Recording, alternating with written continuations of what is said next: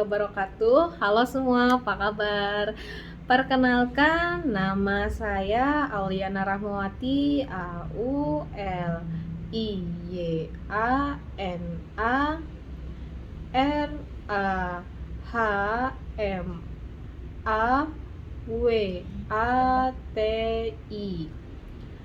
Nama kecil saya Lia, Lia. Saya kelas 22B, NIM saya 211F20501. Saya dari Prodi PLB, Pendidikan Luar Biasa. Dosen pengampu saya adalah Bunda Sugihartatik, SPD MPD. Hari ini saya akan membahas tentang kriteria disabilitas netra. Sebelum kita membahas kriteria disabilitas netra, kita akan membahas tentang pengertian tunanetra dulu. Jadi, menurut etimologi tunanetra berasal dari kata tuna yang berarti rusak dan kata netra yang berarti mata.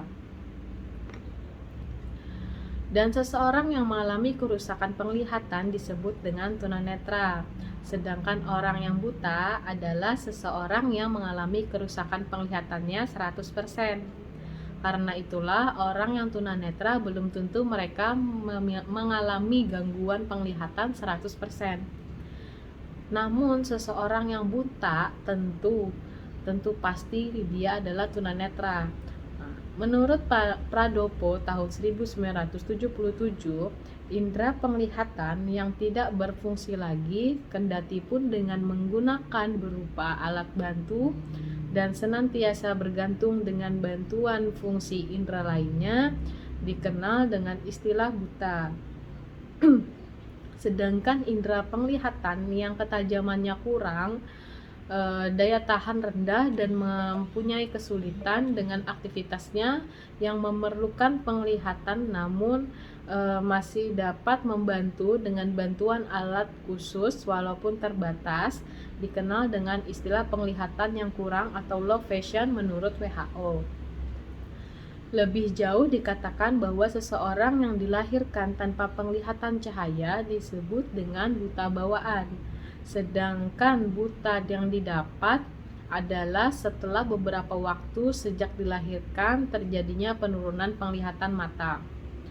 Menurut Heather Mason dan kawan-kawan tahun 1999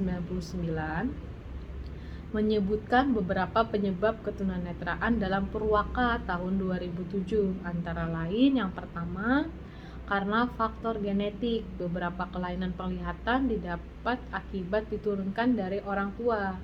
Yang kedua yaitu perkawinan sedara.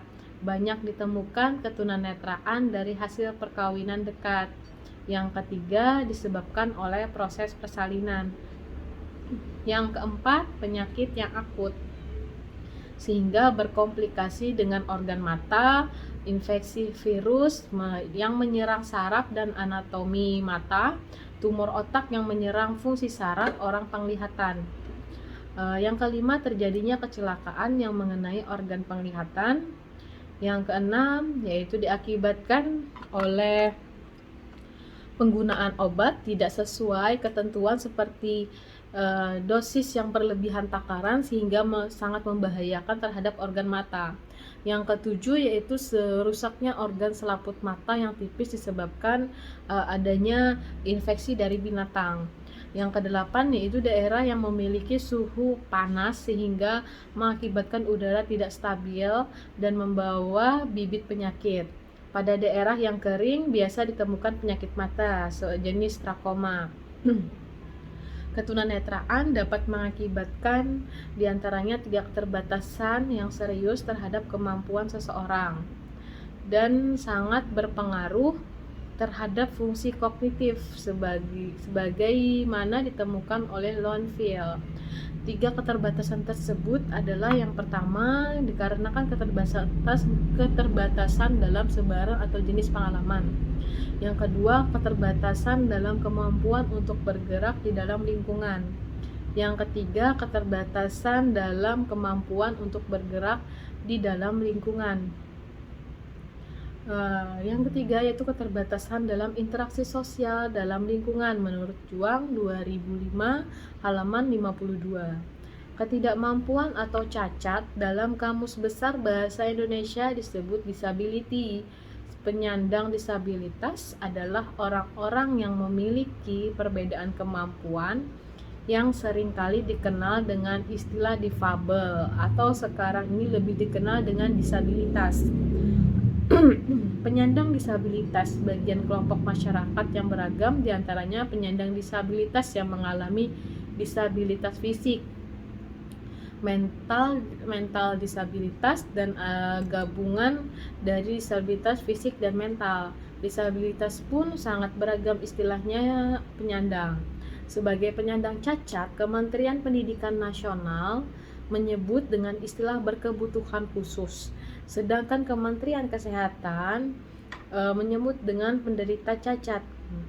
Penyandang disabilitas netra adalah orang yang indera penglihatannya mengalami gangguan atau kerusakan sehingga indera penglihatannya tidak berfungsi dengan baik. Mereka memiliki keterbatasan untuk melakukan berbagai aktivitas yang membutuhkan suatu penglihatan seperti melihat sekitar, menonton televisi, membaca, serta hal lainnya yang berkenaan dengan penglihatan yang disebabkan oleh dari banyak faktor. Menurut Sudzihati Somantri, ada beberapa kondisi yang akan dialami oleh penyandang disabilitas netra, antara lain yaitu penglihatannya berkurang ketajamannya sebagaimana penglihatan orang normal. Yang kedua ada pada lensa mata terdapat cairan tertentu sehingga menyebabkan terjadinya kekeruhan pada lensa. Yang ketiga yaitu syaraf otak mengalami kesulitan dalam mengendalikan posisi mata. Yang keempat ada susunan syaraf pada otak yang berhubungan dengan indera penglihatan mengalami kerusakan. Untuk kriteria disabilitas netra itu terbagi menjadi 4. Yang pertama ada kemampuan melihat, 2 kemampuan terhadap persepsi cahaya, yang ketiga kemampuan melihat ketajaman penglihatan atau visus melalui Snellen test, yang keempat yaitu saat terjadinya ketunanetraan. Nah, saya akan menjelaskan tentang kemampuan melihat.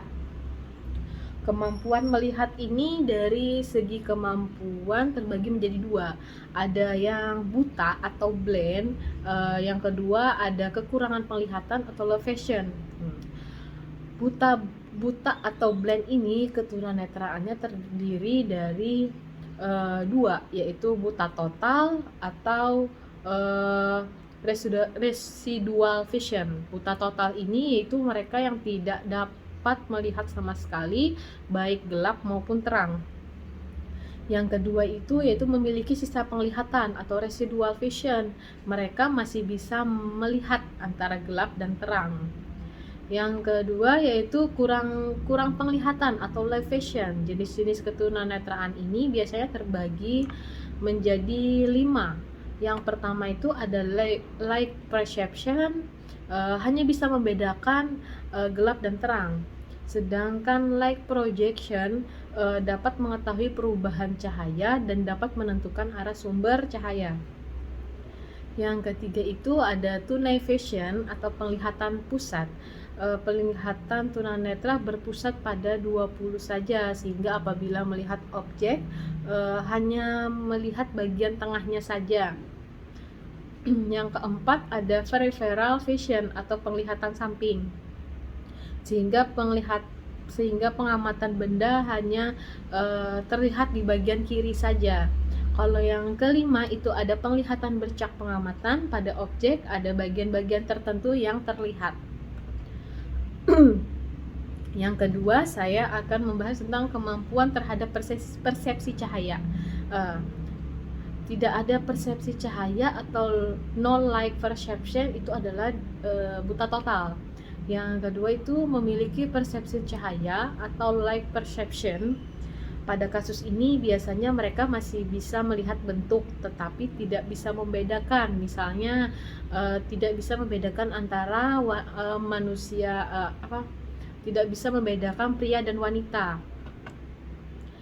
Yang ketiga itu adalah mampu memproyeksi cahaya atau light projection adalah mereka yang dapat mengetahui dan bisa menunjukkan asal cahaya dan bisa melihat jari tangan yang digerakkan. Yang ketiga itu kemampuan melihat ketajaman penglihatan atau visus melalui Snellen test. Tingkat ketajaman 20/20 feet sampai 20/50 feet. Pada tingkat ketajaman penglihatan ini masih digolongkan ketunanetraan taraf ringan dan masih dapat mempergunakan mata relatif secara normal. Kemampuan pengamatan visual masih cukup baik dan dapat mempergunakan alat bantu pendidikan secara normal. Tingkat ketajaman 20/7 feet sampai 20/200 feet. Pada tingkat ketajaman ini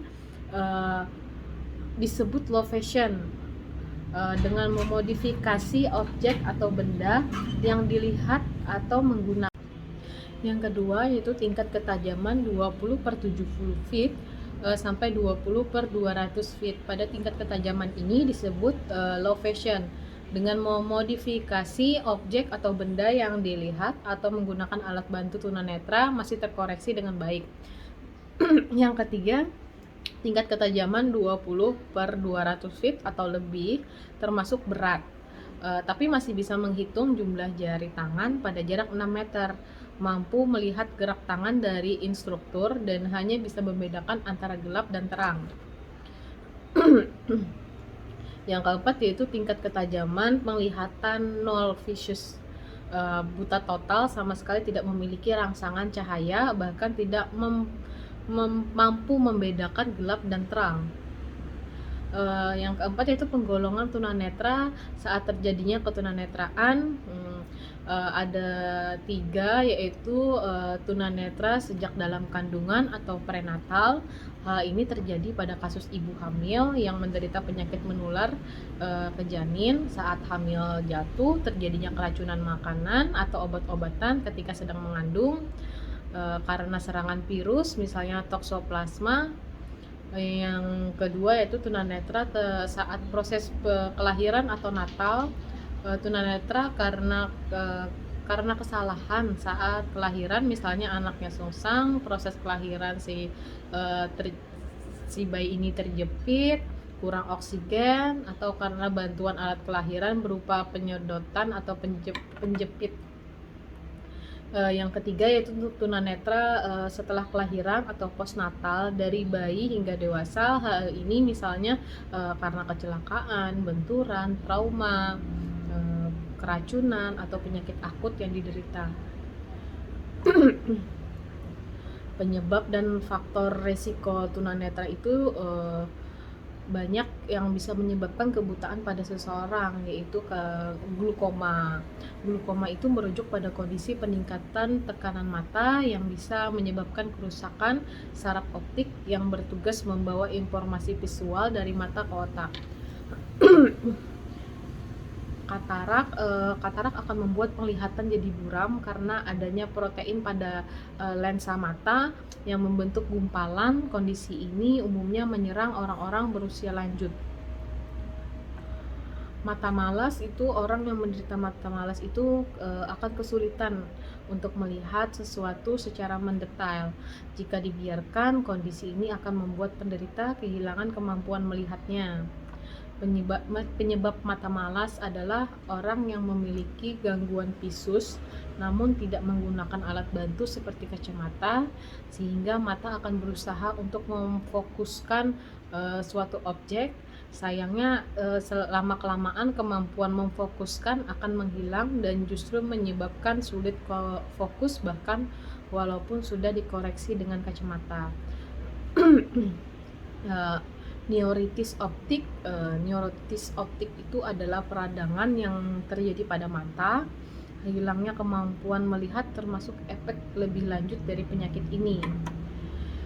Retinitis pigmentosa, yang mengalami retinitis pigmentosa berarti adanya kerusakan pada retina penderitanya. Dalam kasus langka ini bisa menyebabkan kebutaan. Bisa terus tumor, jika tumor pada mata mempengaruhi retina atau saraf optik, kebutaan juga mungkin akan terjadi. Retinoblasoma dapat menjadi penyebab juga ya. Terus ada komplikasi penyakit apabila mengalami diabetes atau terserang stroke. Resiko kebutaan bisa saja meningkat akibat komplikasi tersebut. Untuk penyebab lainnya, beberapa penyebab kebutaan antara lain yaitu karena cacat lahir, bayi lahir prematur, cedera mata atau komplikasi dari operasi mata. Demikian pula dengan orang yang bekerja atau dekat dengan benda tajam atau bahan kimia beracun pun sangat memiliki resiko sangat besar. Faktor resiko tunanetra pada bayi itu biasanya kebutaan atau kerusakan penglihatan bisa karena beberapa kondisi. Bisa karena infeksi tertentu, misalnya saja mata merah, penyumbatan pada saluran air mata, menderita katarak, memiliki mata juling, menderita mata malas, kelopak matanya terkulai, glaukoma sejak dalam kandungan, atau retinopathy of prematuri yang bisa terjadi pada bayi prematur ketika pemasok darah ke retina tidak berkembang seperti seharusnya.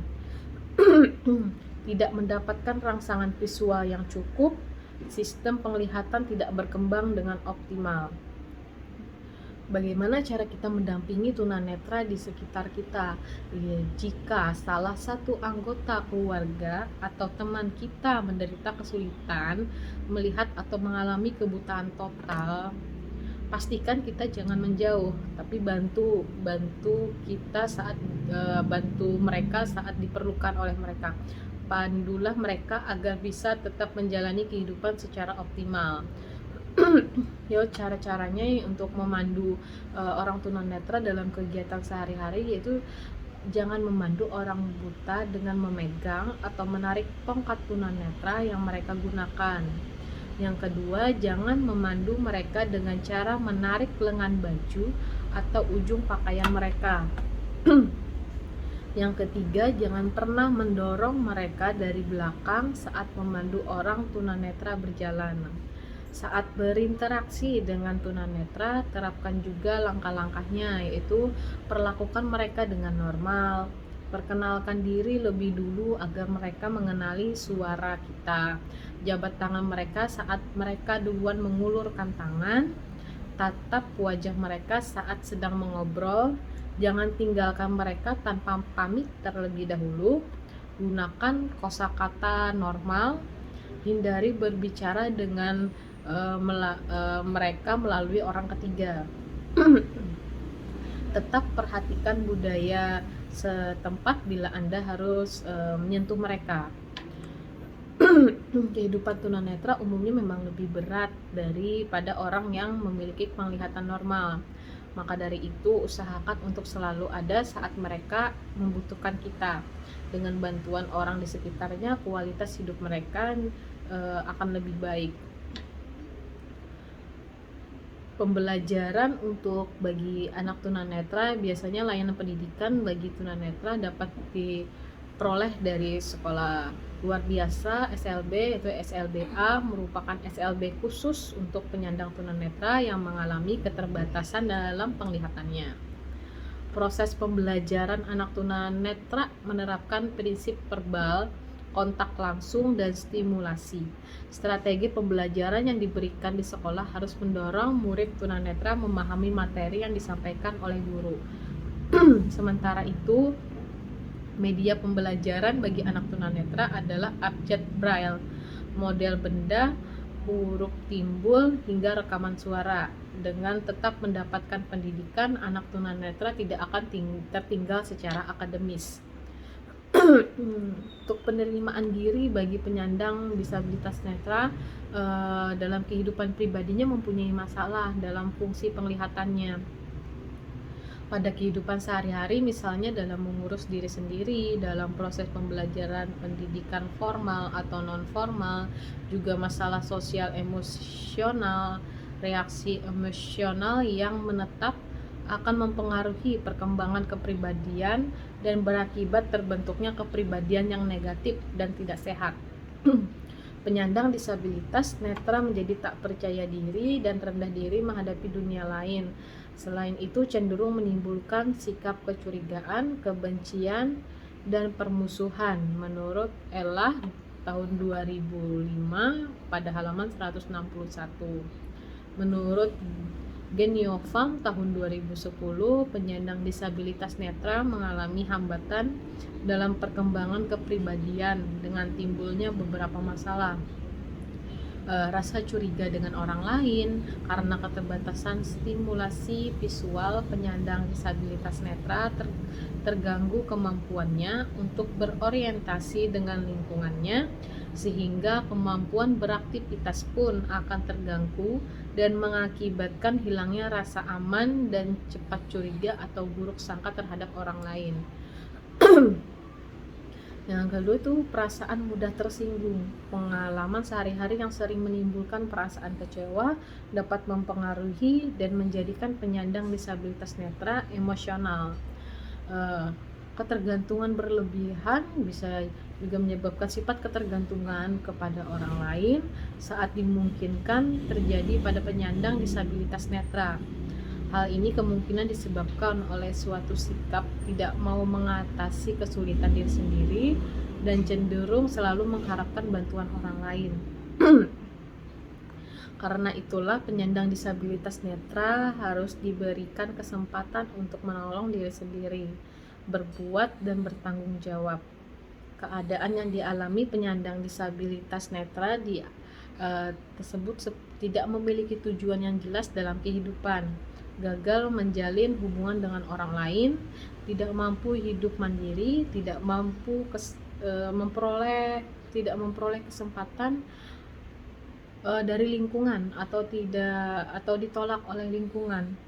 Tugas perkembangan yang terhambat dan tidak dapat menerima keadaan diri sendiri membuat penyandang disabilitas netra tidak dapat berfungsi secara positif dalam kehidupan dan sangat rentan mengalami masalah psikologis seperti perasaan cemas, tertekan, rendah diri, kesepian, stres, dan depresi dalam kehidupannya. Penerimaan diri dalam ilmu psikolog itu disebut dengan self-acceptance. Secara etimologi dari kata self berarti diri dan acceptance penerimaan. Menurut John M. Eckhart tahun 1976 ada halaman 511, penerimaan adalah proses, cara atau perbuatan menerima. Secara terminologi, penerimaan diri adalah suatu sikap menerima terhadap semua pengalaman hidup yang ada pada diri, sejarah hidup, latar belakang hidup, lingkungan, pergaulan, dan masa-masa yang pernah dilalui dalam rentang kehidupan. Menurut Theo Rianto tahun 2006 halaman 4, penerimaan diri atau self-acceptance adalah suatu kondisi dan sikap positif individual dalam bentuk penghargaan terhadap diri, mengetahui kemampuan dan kekurangan, tidak menyalahkan diri sendiri maupun orang lain, dan berusaha sebaik mungkin agar dapat berubah menjadi lebih baik dari sebelumnya.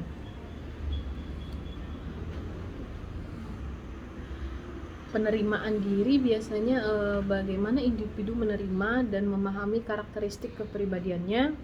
Individual merasa mampu dan mau hidup sebagaimana kehidupan individual lain pada umumnya. Bila individu tersebut mampu memahami perilakunya, maka ia akan menyukai dirinya dan merasa orang lain juga akan menyukai dirinya. Akan tetapi bila individu tersebut tidak mampu memahami dirinya, maka dia akan menolak atau memperbaiki hubungan dengan orang lain. Ada banyak hal yang dapat mempengaruhi penerimaan diri seseorang. Salah satunya adalah pemahaman tentang dirinya, yaitu kemampuan untuk menemukan dirinya. Dengan kata lain, bahwa semakin seseorang mampu memahami dirinya sendiri, tentu semakin baik seseorang mampu menerima dirinya. Penerimaan diri sangat erat hubungannya dengan konsep diri yang positif. Karena dengan konsep diri yang positif, seseorang dapat menerima dan memahami fakta-fakta yang sangat berbeda dengan keadaan dirinya. Seseorang yang mampu menerima dirinya akan mampu mengevaluasi diri yang sebenarnya dengan potensi pada dirinya, dan kemungkinan dapat dikombinasikan dengan penghargaan atas dirinya. Meyakini kualitas diri sendiri tanpa harus dikendalikan oleh orang lain, dan memiliki penilaian yang realistis mengenai keterbatasan tanpa harus mencela diri sendiri. Lebih jauh dijelaskan bahwa penerimaan diri adalah suatu kemampuan untuk mempertahankan hal yang positif terhadap diri sendiri dan kehadiran suatu pengalaman. Penerimaan menunjukkan keseimbangan emosional yang disertai dengan melepaskan kesulitannya untuk mendapatkan kembali apa yang telah hilang. Dengan demikian, seseorang menerima dirinya mudah untuk mempertahankan keseimbangan dan rasa kedamaian batin. Menurut Hurlock tahun 1978 menjelaskan ada beberapa faktor yang mendukung individu dalam penerimaan diri. Yang pertama yaitu pemahaman tentang diri sendiri, yaitu dengan adanya pemahaman terhadap diri sendiri akan membuat seseorang dapat mengenali potensi kemampuan dan ketidakmampuannya. Sehingga seseorang bisa mengenali dirinya, tentu semakin mudah untuk menerima dirinya sendiri. Yang kedua, harapan yang realistik, yakni seseorang individu dapat menentukan sendiri suatu keinginan yang akan diraih sesuai dengan pemahaman dan potensi yang dimilikinya, sehingga pada saat pencapaian tujuannya akan membentuk kepuasan diri sendiri dan akhirnya membentuk sikap penerimaan terhadap diri sendiri. Yang ketiga yaitu tidak adanya hambatan dalam lingkungan, maksudnya yaitu seseorang yang sudah mempunyai keinginan yang realistis, tetapi karena lingkungan di sekitarnya tidak memberikan kesempatan, maka individu akan sulit untuk mencapainya. Yang keempat, sikap masyarakat yang menyenangkan, yaitu masyarakat yang mempunyai dugaan yang baik karena adanya pujian terhadap kemampuan sosial dan kesediaan individu untuk mengikuti kebiasaan di lingkungan masyarakat. Yang kelima yaitu tidak mengalami gangguan emosional yang sangat berat sehingga individu dapat bekerja atau beraktivitas sebaik mungkin. Tekanan yang berat dan terus-menerus seperti yang terjadi pada lingkungan kerja atau rumah, yang mana kondisi sedang tidak baik bisa mengakibatkan gangguan yang berat sehingga perilaku orang itu dinilai menyimpang dan orang lain menjadi terlihat selalu mencela dan menolak orang tersebut. Karena gangguan emosi sekecil apapun bisa mengganggu keseimbangan individu.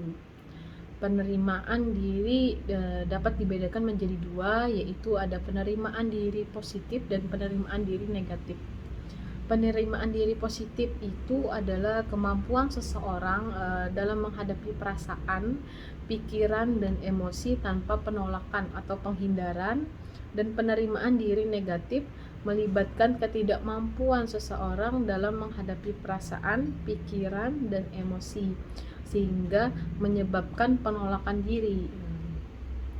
Menurut Neil Aldrin tahun 2012 halaman 69, self-acceptance atau penerimaan diri mempunyai peranan penting dalam kehidupan sosial yang dapat meningkatkan kepercayaan diri serta memiliki hubungan baik dengan masyarakat, karena individu menyadari bahwa Allah menciptakan manusia dengan kodrat yang sama. Semua memiliki kekurangan dan kelebihannya. Menerima diri apa adanya berarti jujur terhadap kondisi apapun yang dimiliki, tanpa ada yang disembunyikan, baik kelebihan, kekurangan, kekuatan, kelemahan maupun hambatan yang ada dalam diri. Semua dijadikan secara seimbang tanpa meratapi kekurangan dan kebanggaan dan membanggakan kelebihan. Dengan penerimaan diri, seseorang dapat mengoptimalkan potensi diri untuk mencapai keberhasilan. Sekian penjelasan dari saya tentang kredibilitas kriteria disabilitas netra. Sekian dari saya. Wassalamualaikum warahmatullahi wabarakatuh.